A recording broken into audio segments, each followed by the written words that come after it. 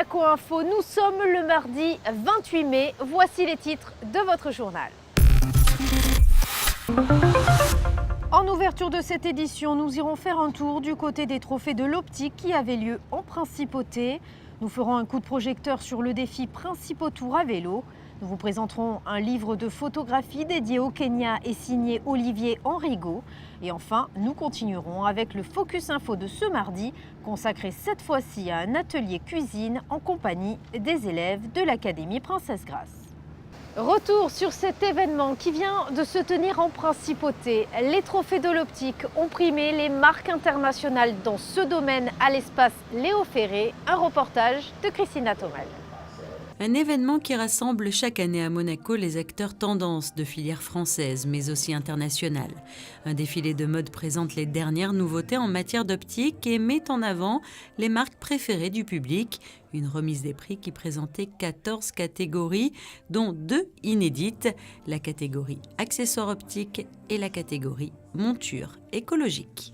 Les lunettes écologiques, en fait, on pourrait dire que ce sont plutôt des lunettes éco-responsables, c'est-à-dire ce sont des lunettes qui sont fabriquées à base de produits recyclés ou de matières nobles, comme le bois, le plastique de mer recyclé. Et il y a toute une déclinaison possible aujourd'hui, avec des nouveaux procédés, comme les lunettes en 3D, par exemple, fabriquées donc sans déchets. Vous avez des lunettes faites en coquillage, des lunettes faites...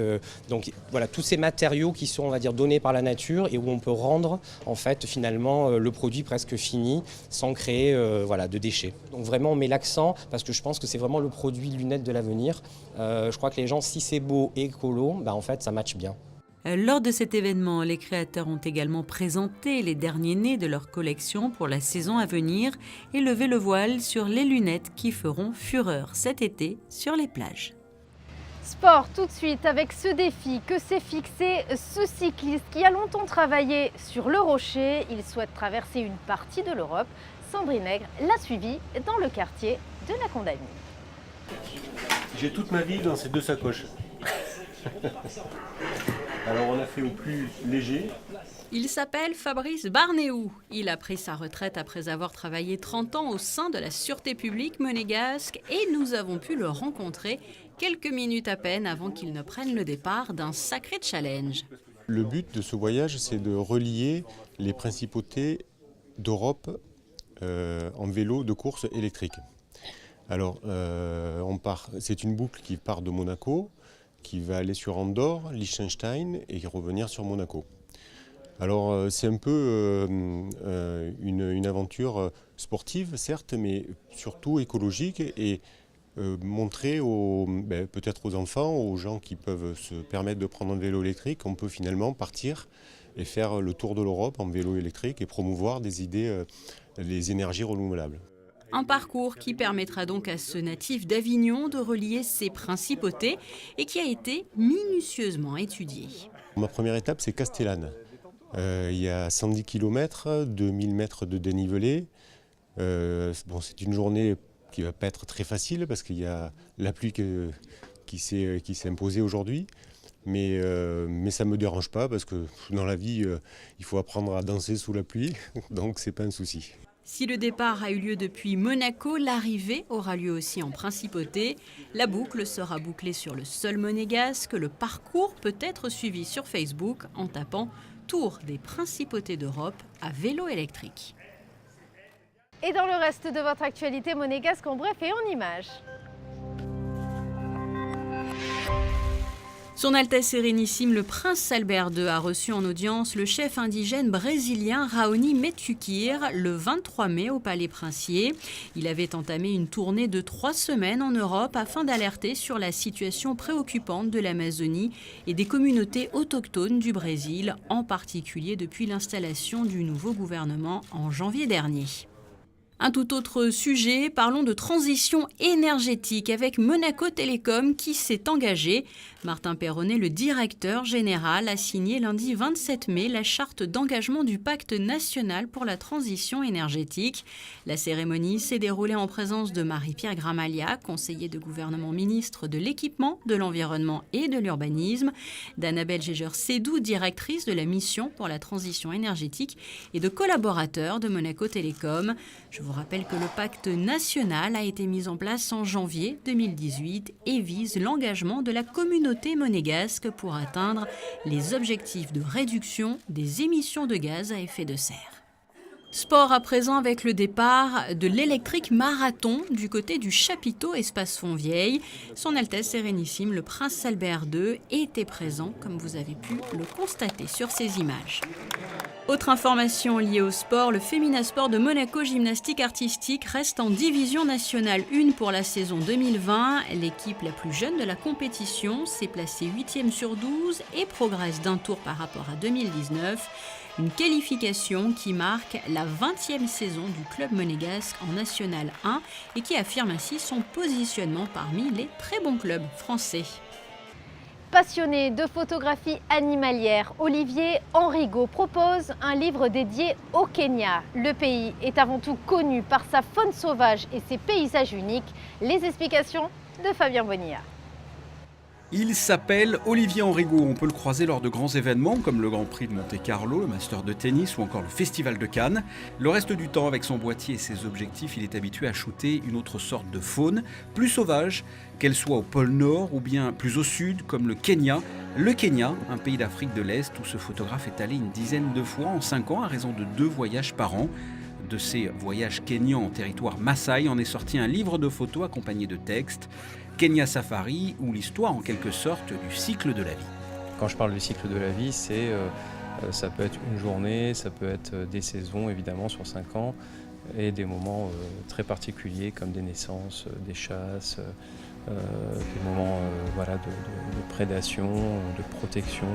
Donc voilà, c'est vraiment un rassemblement de mes 5 dernières années et beaucoup d'anecdotes aussi qui sont écrites dans ce livre.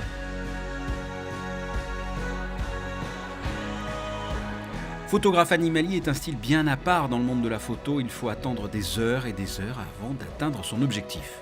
Discrétion, patience, évidemment. Photographe animalier obligé d'être patient, ça c'est clair. Mais bon, quand on voit des choses exceptionnelles, pour pouvoir en profiter pleinement et le vivre pleinement, il faut être patient. C'est aussi ces messages-là aussi que j'essaye de faire partager avec le public, avec les personnes qui viennent avec moi sur différentes destinations dans le Kenya. Et donc oui, patience, discrétion, respect de la nature. Et voilà, c'est des valeurs, je pense, qu'il faut aujourd'hui porter. À chaque séjour dans cette réserve d'une superficie de 1500 km², Olivier Henrigaud en est reparti avec des souvenirs inoubliables. Les moments comme par exemple les chasses de lionnes, c'est des balais où chaque fois elles se relayent. C'est très synchronisé, c'est fait en famille aussi. Voilà. Après il y a des choses beaucoup plus attendrissantes comme bien sûr les naissances ou les petits. Il y a beaucoup de bébés dans le Maasai Mara. Pendant ces 5 ans de voyage répétés au Kenya, Olivier Henrigaud a pris quelques 15 000 photos. Après une sélection minutieuse, le livre Kenya Safari est sorti aux éditions Omniscience. Cet ouvrage de 216 pages est vendu au prix de 29 € dans toutes les librairies. Il a été édité pour le moment à 3000 exemplaires. Et une fois n'est pas coutume, nous ne prendrons pas la direction des studios de danse, mais plutôt celle du réfectoire pour un atelier cuisine en compagnie des élèves et du chef Robert Larigny, un reportage d'Alexandra Pani.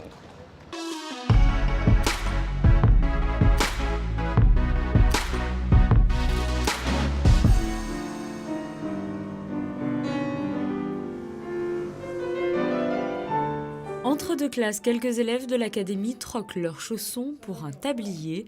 Direction le réfectoire où ils retrouvent le chef Robert Larigny. Donc dans notre menu d'aujourd'hui, on va commencer par du poisson, des filets de rouget, avec un jus de bouillabaisse. En fait, c'est une soupe de poisson légère, d'accord ? Ils ont pour mission de confectionner un repas pour les convives du soir, une entrée, un plat et un dessert qu'ils pourront reproduire aisément, puisque l'objectif avant tout est de leur donner le goût des fourneaux et des repas faits maison. On divise les 3 équipes, on fait 3 équipes selon le nombre d'élèves qu'on a. Une équipe qui fait l'entrée, une équipe qui fait le plat et une équipe qui fait le dessert. Et l'idée c'était d'inviter après des amis de l'académie, des potentiels sponsors, des gens qui peuvent aussi connaître l'académie et l'aider pour venir manger. avec eux, naturellement. Alors, qu'est-ce que ça amène de tout ça? C'est leur donner savoir-faire aussi, savoir-faire, savoir se porter, savoir être à table, savoir servir, parce que c'est eux qui amènent les plats, qui les prennent, qui les enlèvent, qui nettoient, qui font la table. Et un petit peu de la communication aussi, ils racontent un petit peu de leur vie. C'était un essai de 6 fois, et ça a pris une proportion énorme parce que les élèves l'ont adoré. Et Robert, il a trouvé aussi qu'il y avait un beau partage. Bon, pour moi, c'est bon de voir que les élèves s'appliquent aussi à d'autres choses que la danse, parce que c'est important aussi ouvrir un petit peu ces horizons. Des ateliers qui se sont étoffés au fil des ans. Ça, c'est du fenouil bulbe, le fenouil frais, que vous allez couper en tout petits morceaux. Et on va le faire doucement cuire à l'huile d'olive, sans eau, sans rien, juste du sel. Par contre, on va mettre, ça vous connaissez, de l'anis étoilé ou badiane. Hein. C'est très parfumé. Ça va enrichir notre plat. Débutés il y a 3 ans maintenant, les ateliers proposent une nouvelle approche de la cuisine à ces jeunes qui ont un emploi du temps très chargé. C'est un après-midi ludique, on va dire. Hein. C'est vraiment le moyen de s'amuser, pas s'amuser, mais de passer un temps agréable à travers des techniques qu'ils ne maîtrisent pas forcément, mais c'est pas grave, c'est pas ça le but, quoi. Hein, c'est vraiment pour que ça permet de voir autre chose. Voilà. Justement, c'est quoi l'objectif en fait? C'était de leur faire voir qu'on pouvait faire des plats cuisinés un peu plus élaborés que ceux qu'on a l'habitude de manger à la maison, et pour autant des plats simples. Un passe-temps qui leur sera utile à la sortie de l'école, car si jusqu'à présent chacun de leurs repas est confectionné par les cuisiniers de l'académie, une fois diplômés, ils pourront mettre en pratique ces acquis. C'est très bien pour moi parce que je n'ai jamais cuisiné avant, donc j'apprends beaucoup et ça me servira pour le futur. J'adore faire l'atelier parce que depuis quand j'avais 4 ans, que j'ai commencé à cuisiner. Et alors pour moi c'est toujours trop bien parce qu'en fait on a des invités et tous les fois et c'est trop bien de cuisiner pour eux et après voir les expressions et tout ça et j'adore ça.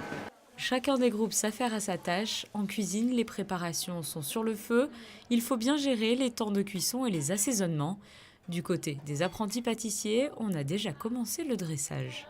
Là on fait un feuilleté aux fraises avec une crème diplomate. C'est super intéressant parce qu'on a des choses super simples et après avec tout l'emplacement et tout, ça fait super raffiné tout ça. Il ne faut pas arrêter, ça va devenir bon. 100 grammes.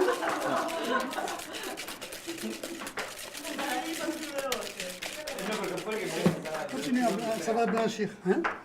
Les danseurs, c'est quand même un être humain un peu différent que d'autres. Il y a un rapport avec un miroir tous les jours, un rapport avec la nourriture. Dans l'école, la difficulté, c'est ce qu'on a affaire avec des gens qui sont en train de se développer aussi, de grandir, de changer leur corps. On a une personne qui s'occupe de ça, on fait des ateliers nutritionnels, de nutrition, tout ça. Et là, oui, je pense que ça leur a ouvert des nouvelles façons de faire pour quand ils partent d'ici, qu'ils vont dans leur compagnie et qu'à la place de se prendre une pizza surgelée, peut-être ils vont à la maison et vont se faire une soupe en 10 minutes qu'ils pensaient être extrêmement difficile, mais en fait ça s'avère être pas si difficile que ça. Un apprentissage utile pour leur vie future et un moment de partage essentiel pour ces jeunes adolescents. La danse est la passion qui les a réunis ici, mais la cuisine leur permet de créer ensemble de nouveaux souvenirs. Événements, défis, culture, voici ce que vous pouvez retenir de l'actualité. Passons aux prévisions météo. La présence de couvertures nuageuses ne faiblit pas, il faudra compter sur elle mercredi. Bonne nouvelle en revanche jeudi pour l'Ascension, un beau soleil est annoncé.